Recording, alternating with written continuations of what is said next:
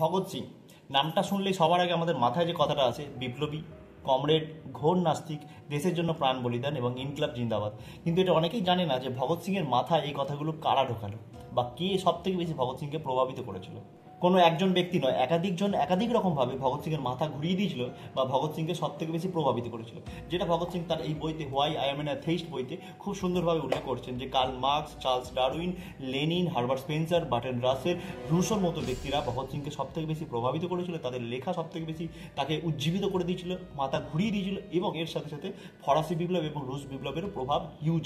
এ প্রসঙ্গে ভগৎ সিং দেখছি যে লিখছেন যে they can kill me but they cannot kill my ideas. এই আইডিয়াস, এই চিন্তা কিন্তু এই বইগুলো বা এদের লেখা থেকেই ভগৎ সিংকে প্রভাবিত করেছিল এবং সেই জন্য একজন 23 বছরের ছেলে সংসার, ধর্ম, বিয়ে, শাদী সব কিছু ত্যাগ করে দেশের জন্য প্রাণ দিতে প্রস্তুত ছিল।